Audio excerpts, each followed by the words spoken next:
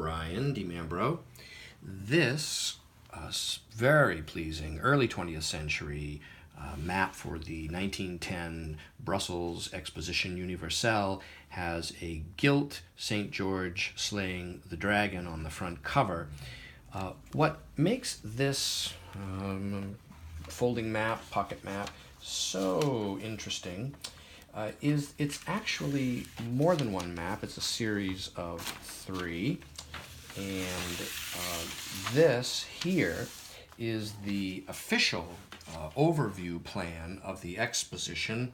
There are 179 specific sites and locations and buildings identified across the bottom, including one for Leibig, the producer of cards for a long time, which are widely collected, a carte postale, a postcard a vendor, on and on and on.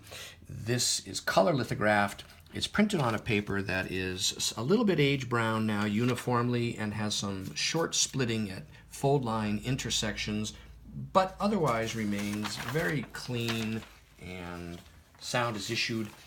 But if we get past this first map, we will see here attached to it, behind it here, is a second one, which shows a plan of the gallery of machines and the rail station.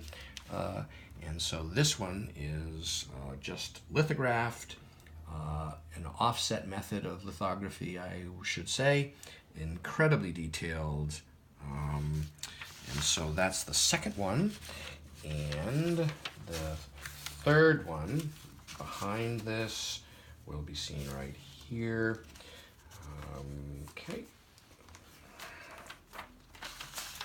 And here we have a prospect or bird's eye view of the major monuments and buildings of Brussels, including the travel routes outlined in red for probably streetcars,